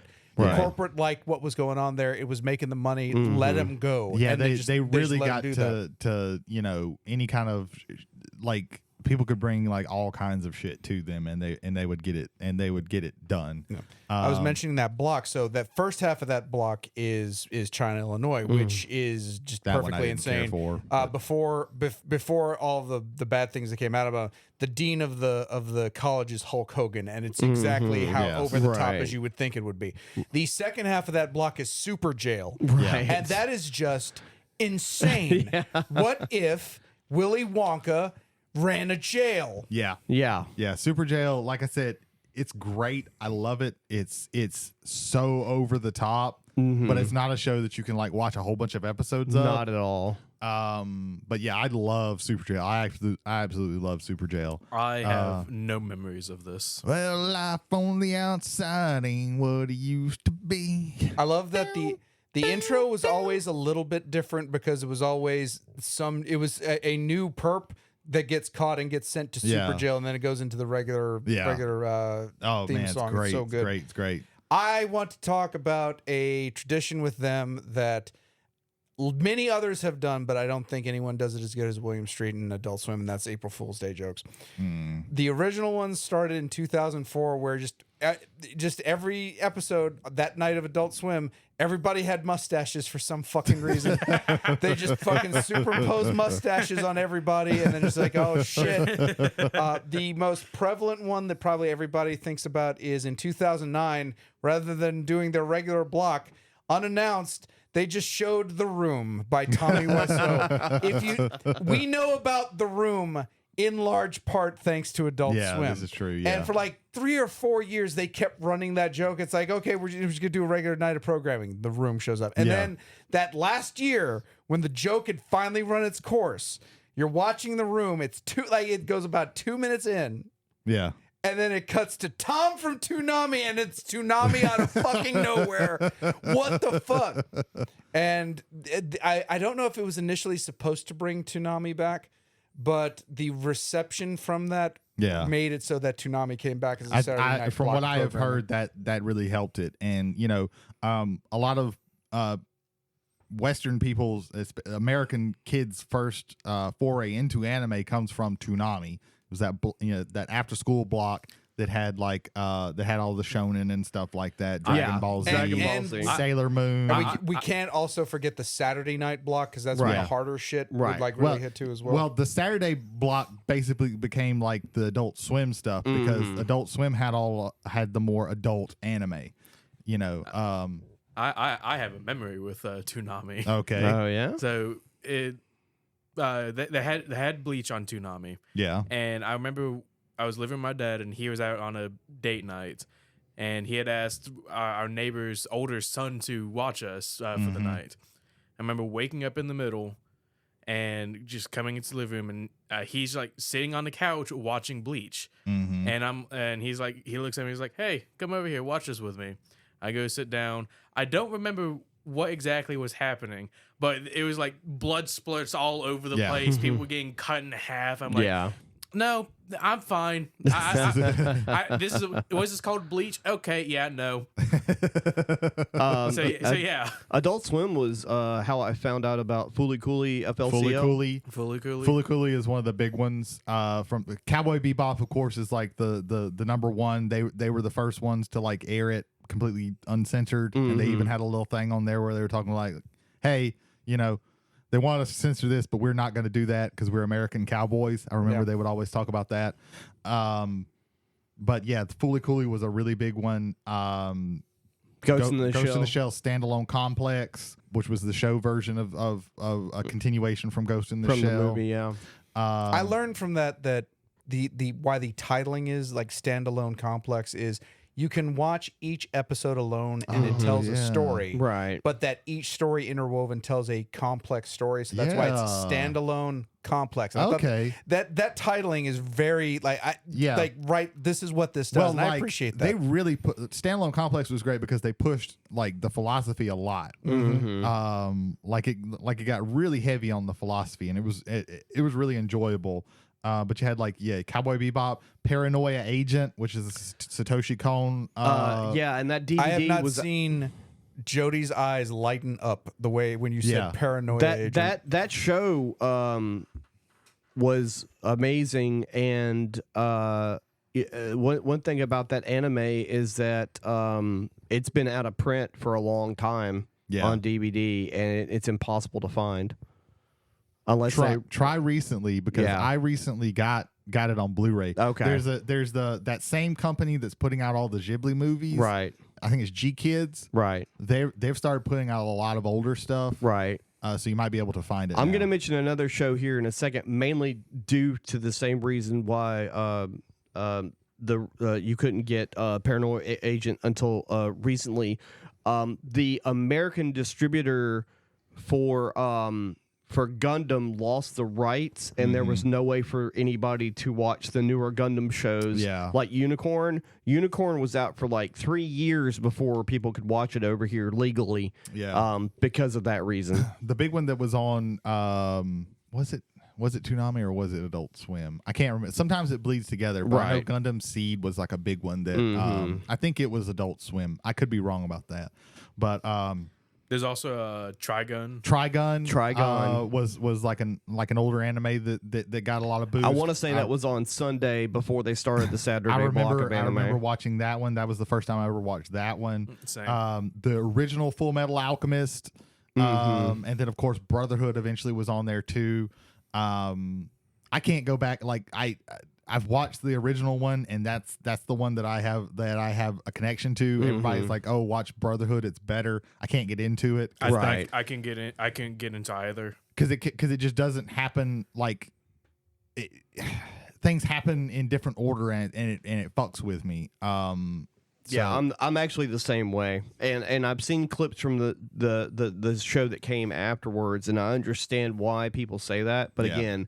My memory. It's probably, if you look at it, because the ending of Full Metal Alchemist is very messy. Yeah. But it's probably a better told story. I just can't get into it. A big one. One of my favorites was Samurai Champloo, which was made by the guy who had I can't remember his name, but he had he made Ghost in the Shell. He's a well-known guy, and I should remember his fucking name, but it's just hopefully Jay is looking it up right now. But like, what am I looking up? Because I was looking up Perfect Hair Forever. Perfect Hair Forever. The creator of Ghost in the Shell. But yeah, this is it takes place in like old timey Japan, and it's kind of a road trip thing, but it's also it mixes this aesthetics of like hip hop with that old stuff. In fact, they even do this like they will scratch scenes where they will like go back and forth with the scene by doing scratching and stuff like that. The music is great. Ghost in the Shell created by Masamune Shirow. Yes. Yeah. Yeah. It's made by him. He's really good at doing. He can do comedy, but do it where it's like more Western style. So stuff is actually funny like to subtle Americans. comedy, yeah. Because oftentimes for me, Japanese comedy, like comedy shows, I don't like that much because I just don't like the comedy, the way they do comedy. It's nothing against them. It's just it's a difference. Well, also, that translates to movies too. Have you Yeah. ever seen what was it? Samurai to Django Western. Yeah. That's rough. That's where the actors. This goes back to Italian filmmaking, where the actors didn't know what they were saying. They were saying words phonically in English, but the translation was not there. Well, what they did with the old spaghetti westerns was they would dub over that, and they didn't do that in that's true. in that one. That's true. So that's why that one doesn't work. Right. There was also Big O was a big one. Which is like Batman Gundam. Yeah, if Batman had a Gundam. Yeah. That's when I knew I would never like anime because I was explained the premise of that and I'm like, I'm in. And then I watched the episode and you were felt out. nothing. Yeah. I can felt see that. nothing. They also had like super dark anime. There was like Witch Hunter Robin. I liked Witch Hunter Robin. Witch Hunter Robin's very good. Wolf's Rain. Wolf's Rain was I love Wolf's Rain, but it's so fucking bleak. It's very depressing. Yeah. Was Attack on Titan Toonami or is it that was think or was that Adult Swim? I think Attack on Titan might have been adult. It's Adult- By then, it's by then Adult I had Swim. stopped kind of watching. It's but, Adult Swim. But that's Yeah. more of an Adult Swim But show. it's a Saturday Adult Swim, like around 10, Code 11. Geass. Code Geass. Code very- Geass is yeah. very good. What if you died but you're not dead? Yeah.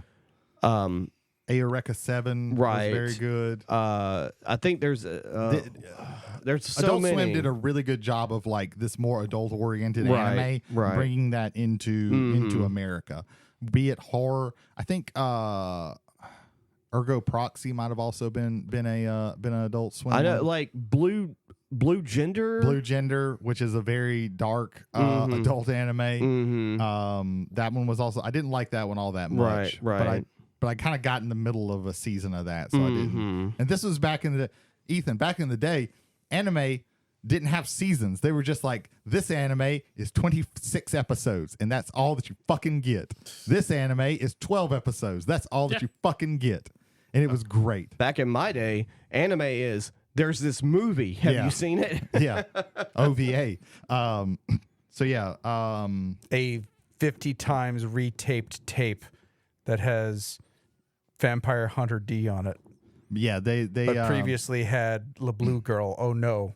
They also Neon Genesis Evangelion, the unedited version, was first shown on Adult Swim. I think it was on Toonami first, but it was like super heavily edited, and then they eventually showed it on Adult Swim. That was actually, I got into Adult Swim after that, but like they went a long way with showing. If we have not definitively said it, let's at least set it in stone right now. Adult Swim is one of the biggest avenues into anime. Yes. As far as like an adult style, like in mature, and I mean that mature in a stand, Right. like we're dealing with mature themes and things that might go over the head of a child. Yeah. Like that we had access to in the United States. A lot of that is dedicated to that Sunday block. Toonami as well. You have to go give it Toonami as well. Toonami was really good at like introducing you into this is anime. This is where you get your Dragon Ball Z's, your One Piece, your all that Naruto. Naruto. But even before then, you had it was Sailor Moon, Right. Voltron, Astro Boy. Thundercats. There's something that I am missing that was really big in Toonami, but I can't remember what it is. But this is not Toonami. Inuyasha? But No, Inuyasha was Adult Swim. Inuyasha was Adult Swim. Man, There's a couple of Batman animated shows on it. yeah, that was a disappointing ending, first ending of Inuyasha. But Also, I will also say that We'll never stop. the Adult Swim bumps actually helped me hate Inuyasha because that one particular bump where it said Inuyasha Kagome over and over again for I the 30 started liking seconds. Inuyasha, but by the time because I think it ended and then came back. When it ended, I didn't like it anymore. We and have I to was talk tired about the of it. commercial bumps. Yeah. Yeah. Holy shit. Yeah, those were wild. Let me just finish my Yeah, thought go on this. ahead. But yeah, Toonami was like introducing how most kids were introduced to anime. But back in the day, in that mid 2000s, like Adult Swim was kind of how you were able to watch a lot of these anime. Yes. This is how you were able to watch like Full Metal Alchemist and stuff like that. For me, it was also there was some other like G4 back when it was actually a thing. They had an anime block late at night, so I would go back and forth watching stuff that I liked off of both of them. But the main way that you got introduced to new anime was through Adult Swim by watching that. Before Adult Swim, Sci-Fi Channel during Saturday afternoons would show a movie or a couple of episodes. Sci-Fi, yeah, I think Sci-Fi also had a small, very block tiny though, very tiny block of anime. But the vast majority of stuff that I have watched is from Adult Swim, and I want to say like Adult Swim and Toonami are responsible for the surgence of anime that happened in the mid 2000s and after. 100%. I'll co-sign that statement right now. Like because most people who like anime nowadays, they owe the anime to like now you do have like all like you literally have streaming services where all they do is it's anime, right? Yeah, but or I think now hands up for Crunchyroll. I think now it's been condensed down into one just Crunchyroll. I think so. I think they've bought out everything else because that's fucking capitalism for you. Funimation bought Crunchyroll. Oh, okay. From Sony.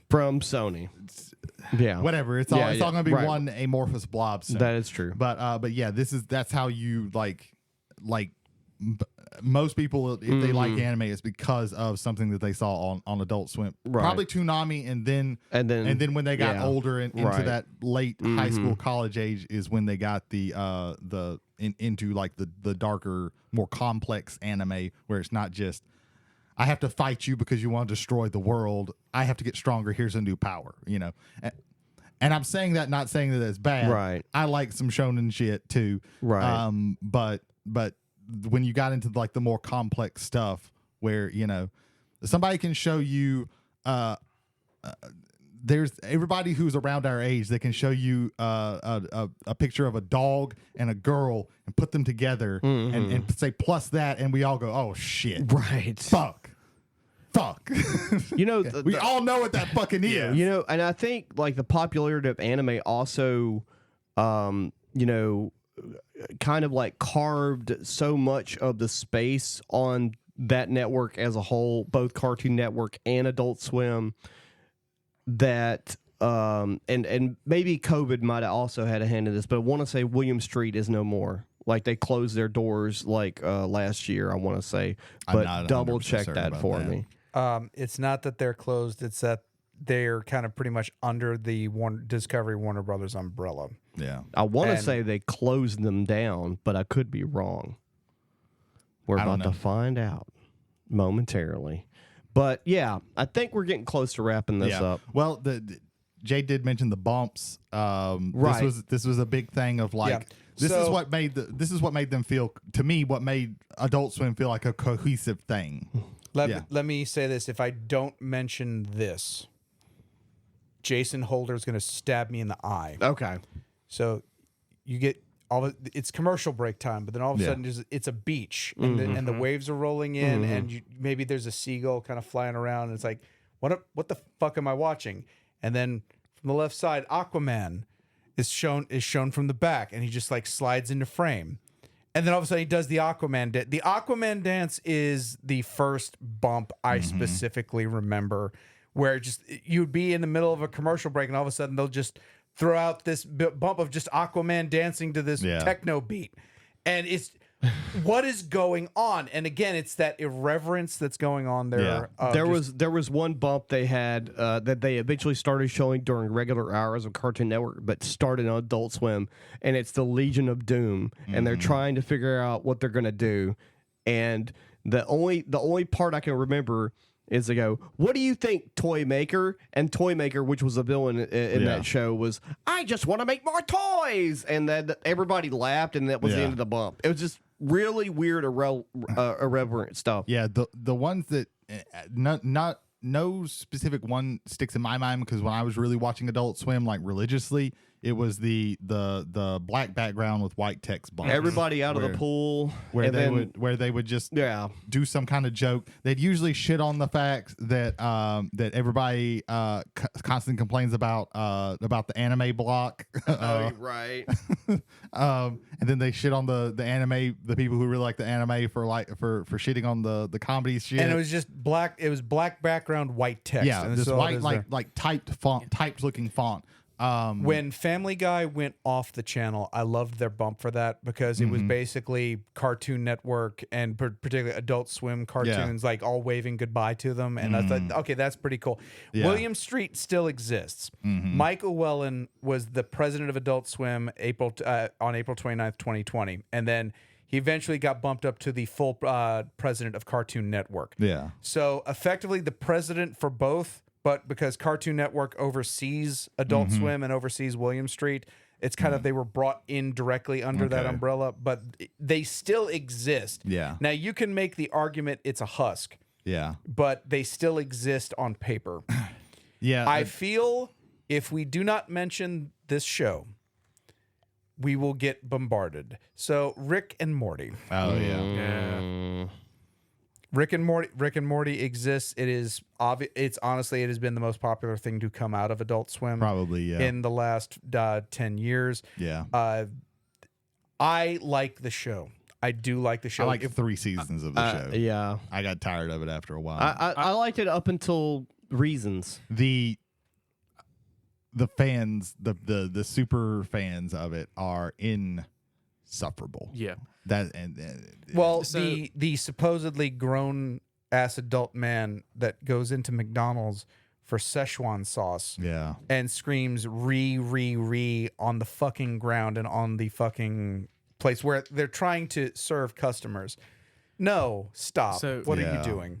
So that being said, though, I like Rick and Morty. Like I like it past those first 3 seasons. I really like the first. Like the first season, I think is phenomenal, and people kind of stopped understanding what the show actually was, and then took it seriously. Like, so like, when let me get this, ladies.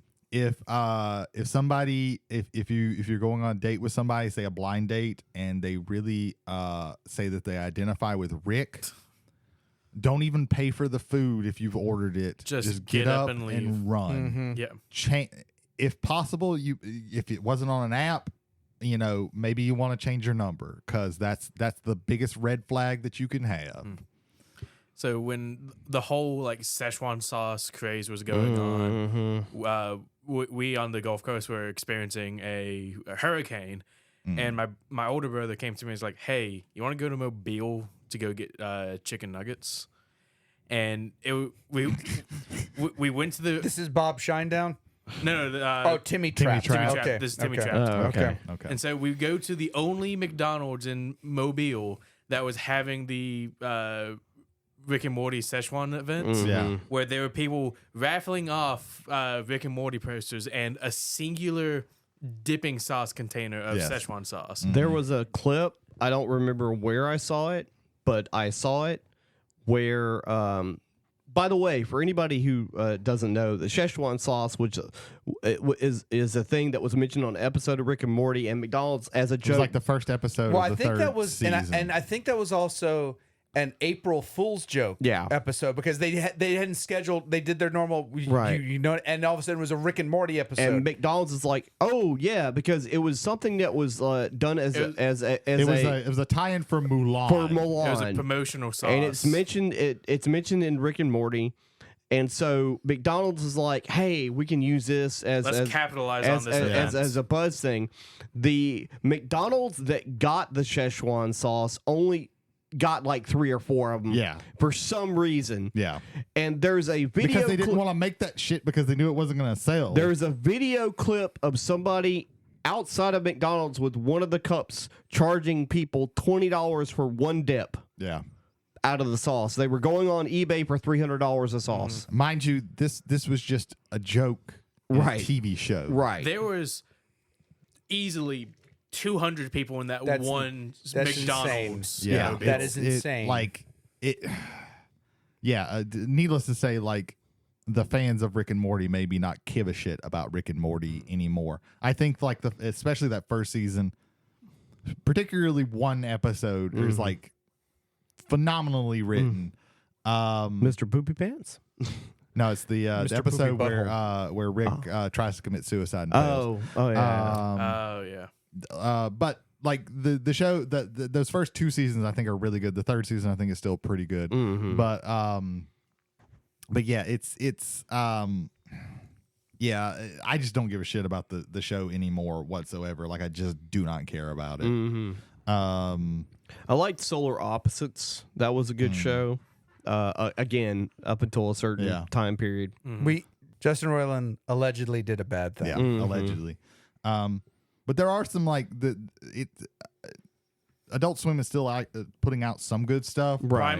Primal is I want to watch phenomenal. it so much. It's Gendy Tartakovsky's one of his newer shows. I think he's got something in the works that's a little bit newer. Gendy Tartakovsky, for anybody who doesn't know, he's the same guy. He made Dexter's Laboratory. Yeah, his first show, Samurai Jack. Yeah, his first show was Two Stupid Dogs, and he did Dexter's Two Lab. Stupid Dogs. When he was doing Dexter's Lab, also adjacent, Craig McCracken worked on Dexter's Lab with him, who he created Powerpuff Girls and Foster's Home. He also did the micro series for the Star Wars Clone Wars, which came out between episode 2 and 3. You showed me clips of that. That was amazing. It's a phenomenal show. That gave us the General Grievous fights. Yeah, one of the greatest fights in history. He's great. Primal is great. Primal, like, it's so one thing that Gendy Tartakovsky does that's really good is he uses sound and the minimal dialogue very well. There was Primal has almost no dialogue period, but English dialogue definitely like especially that first season, like nobody says, it's all like the main character is a caveman who grunts and a dinosaur who roars, and nobody else can fucking talk. So like they're just going through grunt, and it's just the sound design that conveys everything, and it's such a good show. Such a good show. There was an episode I watched where it was like a zombie dinosaur that got infected. Oh yeah, like a brontosaurus. Yeah, the zombie brontosaurus, and he's chasing the caveman and the T-Rex, and no dialogue. That first season especially is very episodic, where you can just watch random episodes. The second season is more serialized. But yeah, like it's like the design of everything is great, and like that's a phenomenal show. I actually just watched like the first episode of this other show that I think is also on Adult Swim now called Ninja Kamui or something like that. It's interesting. This guy was like in hiding with his wife and child, and apparently he was like a big ninja or something, and people come to kill him, and they kill his wife and kids. So now he's I've only watched the first episode where he's about to what I'm assuming go on a bloody trail of revenge. But it's like a super bloody show. Yeah, former ninja escaped his clan and is hiding from his violent past in rural America. Yeah. It looks good so far. I'm gonna keep watching it. So it's, you know, they're still putting out like decent stuff. But yeah, like I guess just to start wrapping it up, Adult Swim is probably one of the more formative like television things that I've encountered. I think it was like one of the bigger like last event things that happened in TV. Yeah, that touched the culture. Yeah, overall, like a touchstone. Yeah, like programming blocks don't really exist anymore. You don't have, you know, back in the day it was TGI Fridays on ABC or Must See TV on NBC. Yeah, it was like Thursday. You can't miss Thursday. Yeah. You had Nick at Night, things like that. So like this was probably like the last gasp of like programming blocks. Like I would say, I can't think of one more recent. I haven't had cable in for so long that I can't even name anything. Right. But like people don't like consume TV the same. consume TV the same anymore. You know, it's mostly streaming stuff nowadays. So like that stuff's kind of gone the way of the dodo. But like most of like I named all of these shows, and all of these shows like I watched so much. You just watched them every single night. Right. And then the seasons would loop back, and then you would just watch them all over again.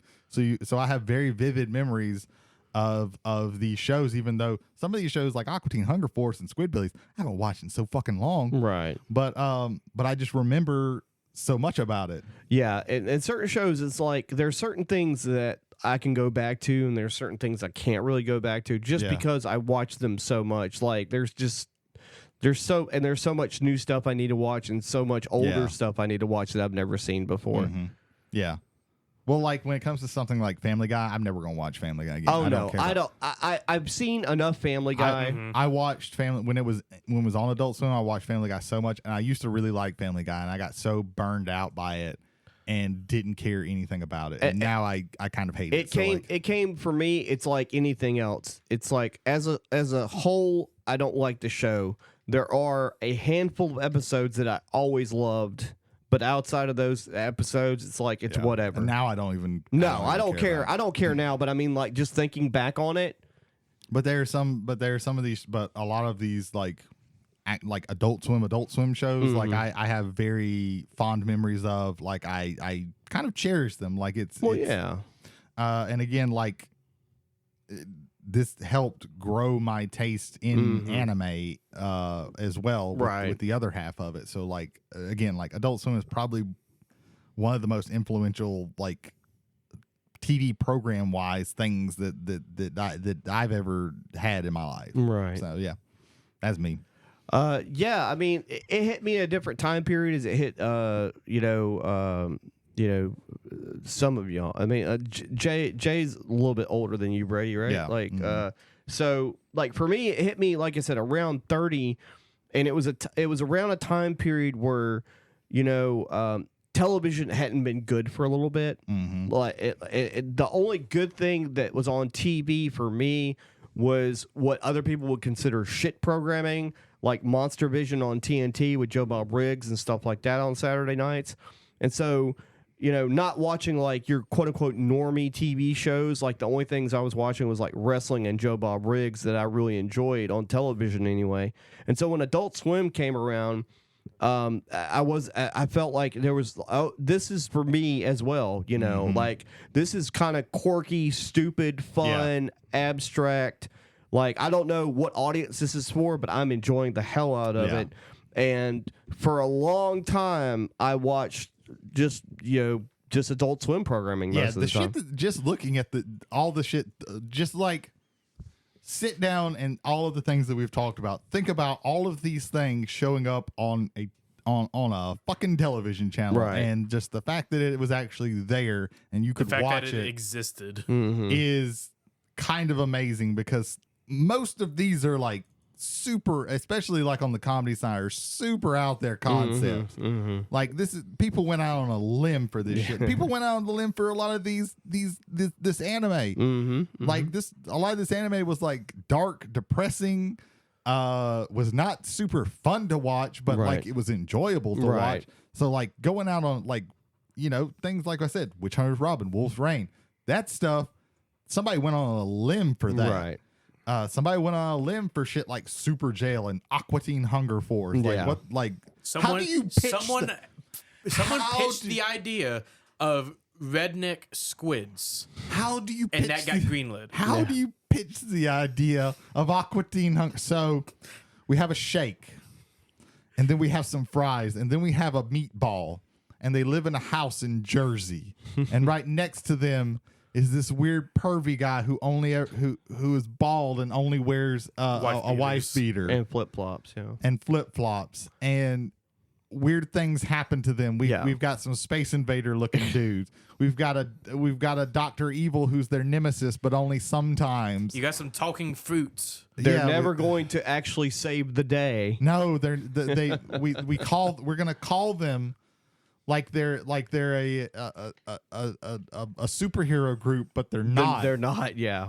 And no one ever calls them to do superhero things, and most of the time they fuck shit up. We're gonna get a rapper to voice a cow called Sirloin, and then he dies and gets. In a later episode, we're gonna bring him back as a spider, Giant spider. as a giant spider. 6 1 2 Wharf Avenue 6 1 2 MCP pants. MCP Pants. MC That was his Chris. name. That was his name. He was MCP Pants Yeah. first. He Yeah. died. Yeah. He became Sirloin. Yeah. And then they were like, wait, that's just MCP Pants. And they were like, no, that's Sirloin. Yeah. And then he dies again and becomes a spider. And then I think he becomes another thing. And Yeah. I cannot remember what Yeah, he is. I believe so. Yeah. I don't remember those later seasons Right. as well as I do remember those earlier seasons. But yeah, how do you fucking pitch that? Yeah. How does what the fuck? And they got MC Chris to do the voice. Yeah, MC Chris. Yeah. Fucking great. Yeah. Good stuff. But yeah, this is like Adult Swim was awesome. I don't know what the state of it is now because again, I don't have cable and I haven't had cable in 11 years probably. Been a long time.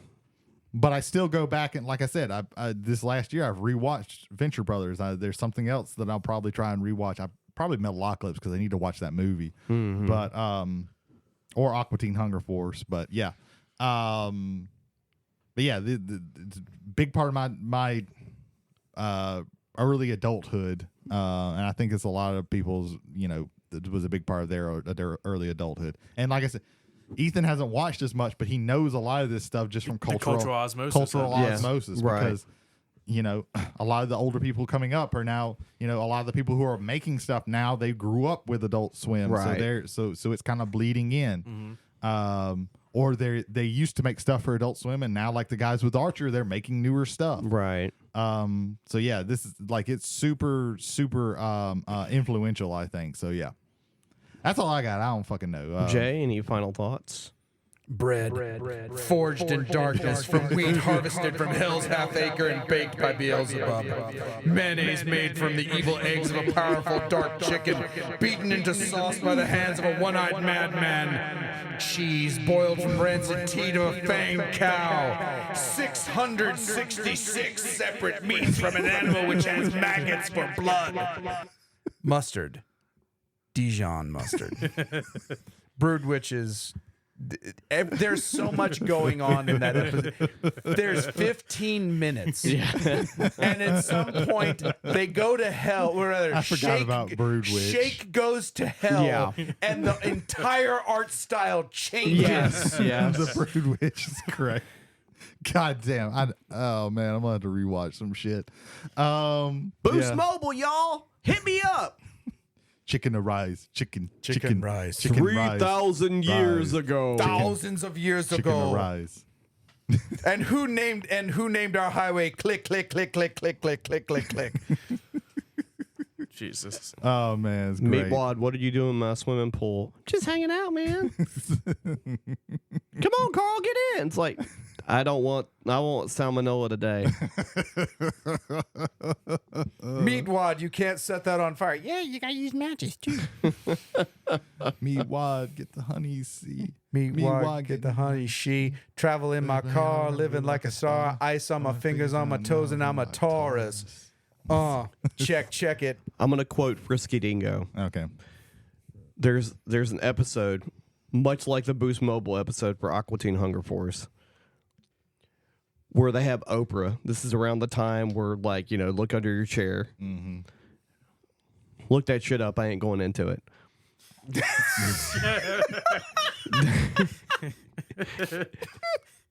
She goes, look under your chair.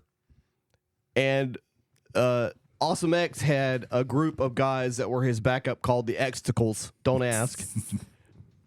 And they mugged one of the people that got a car from the Oprah show. and they're riding off in the street, and they're all crammed in this little box. It was the first Scion, and they're going Scion, Scion, Scion for like 10 minutes because money. That's why. Unfortunately, Frisky Dingo is not on Max.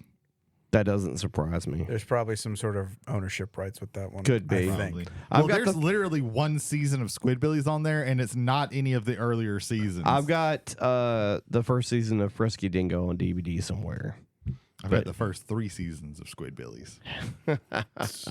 Congratulations, you're probably the only one that I am does. proud of that, sir.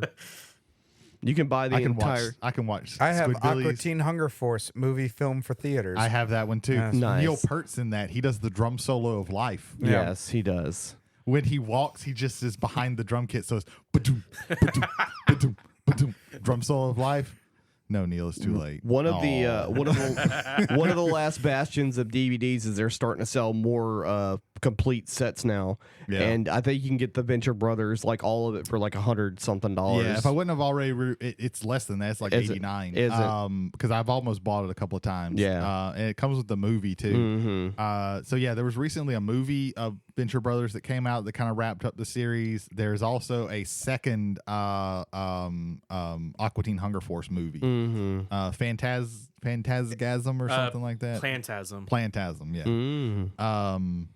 So I need to watch that. I have a lot of catching up actually to do because I need to watch the Metalocalypse movie as well because I think that kind of wrapped up things. Speaking of wrapping up, I think we're about done, right, guys? Yeah. I believe so as well. All right. Well, I hope you enjoyed listening to us. If you didn't, maybe you should listen to somebody else. And maybe there were some of these shows that you liked. Write in and tell us which ones were your Yes. favorites. Yeah. Please do. Look up all the shows that were on Adult Swim at one point or another. Watch all of them and then get back Watch to all us. of them first. Yeah. It's very There's- important. Watch all of them. Come back and leave a review for us. Watch Squidbillies first. Doing research for the show, there's 3 times the amount of anime that there are anything else that was aired on the show, but that's okay. Ethan, plug a show. Looking at the shirt that Brady Davis is wearing across from me, our good friends Jason Holden and Michael Hill, they have a show called Whiskey and Wrestling. They talk about the ongoings of wrestling and what's wrong with it, and Tony Khan and Mostly what's wrong There's with a it. what's wrong with- There's a lot wrong with it. and then to aid in their discussions, they have a liqueur of the week to drink, mainly whiskey. Sometimes it's Taka vodka.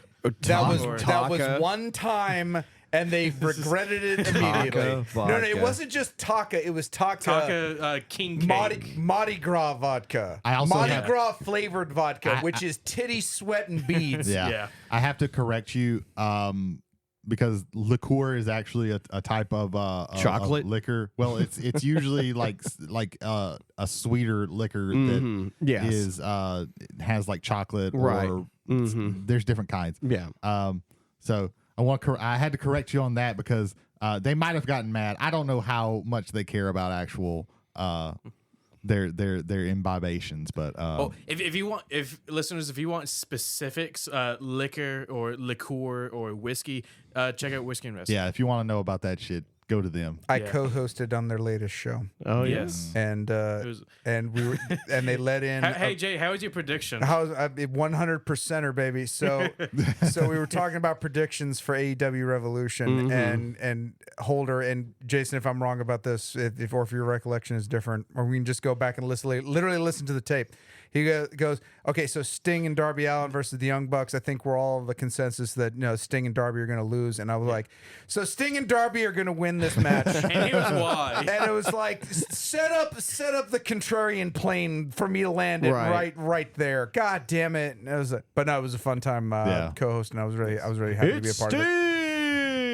Shut the fuck up, Tony Schiavone. I did see the thing where Sting's sons dressed up as different eras of Sting. Oh, it was great. I saw watched it that, on yeah. YouTube. And then they all did stinger splashes in the corner. It was that was pretty there's cool. a And clip then of Darby Allin killed himself. yeah, Yeah. yeah, Yeah, That it was, was fun. It was funny because like Darby, Sting would say something and Darby would go up to Sting and because this was off the air and he'd whisper in his ear like, "This is the next thing you need to say." No. He wasn't off the air.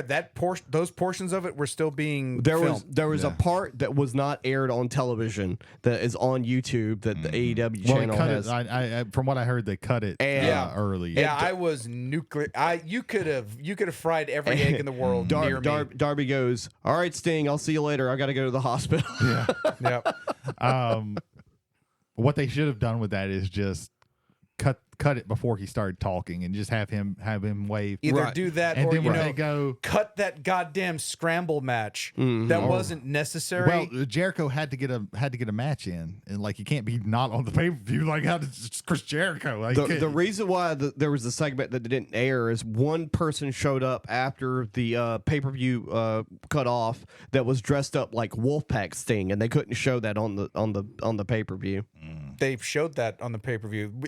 His Sting's son was dressed up as Wolfpack Sting. Yeah. Oh, okay. That was well, was there. Maybe he just said that because he said it on the microphone. It's like, I guess it's off the air, so we don't have to worry about legal reasons. But they showed it anyway. But he was dressed up as Wolfpack Sting, like the red. I'm just going by what Steve said on the microphone. Okay. Well, to be fair, he had just wrestled his last match. Time and space probably meant nothing. Yeah. Jay, plug Bearded the show. Drums, Stephen Nelson II and our friend Jarrett Taylor talk about drums from gear to gigs, along with recordings of live performances by Mr. Nelson himself. Check it out on all major podcasting avenues and on YouTube. Brady. Silence your cell phones. Jared Hubbard and Kevin Sheldon host a podcast where they talk about movies, whereas we have an older, more I don't know, older band. Fuck, I don't know. There's no sophistication behind any of this. Yeah, they talk about more recent stuff. So if you want to hear that, wherever podcasts are implanted, we'll say that. I like implanted. We'll say that word this time. Check them out. I've seen fields of them. I don't know. I was trying to do a Matrix thing, but Ethan, plug another show. The Completed Podcast, a Magic the Gathering centered podcast hosted by Christopher Vega, Brendan Scott Tanner, and Brandon Smith. They go into the metas of different formats of Magic the Gathering. They talk about professional Magic. They have interviews with Pro Tour players. Brendan Scott Tanner being a former pro player. Give them a listen to. They're really good. Jay, plug another show. You're pulling a me. I know what you're doing. MacNarb Gaming in Goshen, Mississippi. That's not a show. Depends on the day. Anyway, Yeah. That is true. Mm-hmm. But yes, for all of your finer gaming needs in the South Mississippi area, come to MacNarb Gaming in Goshen, Mississippi. Currently, big thing there is going to be Star Wars Unlimited, the new Star Wars collectible card game. Yep. Come get it before Roger buys all of it. Yeah, before Roger buys all of it. We've already had one pre-release that seemed to go pretty well. Yeah. There's a second one coming up this weekend, which is going to be well after you hear it, well before you But they hear might have this, another one. because, Check it out. They probably have several many dozens. God Emperor of Gaming, Cameron Spanier. Check him out. The card game is supposed to go pretty heavily into a limited format, like a sealed type thing. So that might be something I actually like every once in a while. I'll just come in and play in a tournament. Right. Okay. Just get the cards, build a deck instead of like spending hundreds of dollars like I have with Lorcana. I got a second Enchanted. Oh, Nice. Yeah. I got the Peter Pan. Peter Pan. Nice. Very Looks sweet. Cool deal. There you go. Cool Yeah. deal. All right. Well, thanks for listening. And Fearology. Hosted by JL Kite. I wasn't gonna do it if you went to me. I I was wasn't just gonna gonna do it. kick. Yeah. We were just gonna tennis that shit back and forth. No, if you sent it to me. We got this man Fritz the Cat. We should also honor him as well. I mean, it's just the way it is. But yes, yeah, no. because the Fritz the Cat wasn't the honor. Yeah, exactly. That's exactly correct. 'Cause now you have this shit. Yeah. Now if you bring anybody, anybody comes to your house, then you have to explain that. I'll bury it in the other 5,000 DVDs that I have. Hang on. For those of you that did not listen to the rest stop, Jody was gifted a copy of Fritz the Cat. Yeah. Fearology. Again, podcast by our own JL Kite, talking about his personal history with horror and also horror genres. Also, a great place where he places his fantastic music. Check out the Digital Devil 7 Friendly Sins. That is also available on the Fearology channel on Spotify. Thanks, Jay. I think that's about it. I think we're pulling into the stop here. For Travelers on the Omnibus, you've been. I've been Ethan Skinner. You've been. I've been James McCarthy. You've been. Brady Davis. Who have you been? JL Kite. Oh shit! It was him the whole time. No! I'm just gonna kind of. This is like a little okay. We're just going down the road thing, and that's a scary thing. And then we're just going down the road. You know, it was a scary thing that went down the road. the bus in at the end of Nightmare on Elm Street Part 2. That whole movie was scary.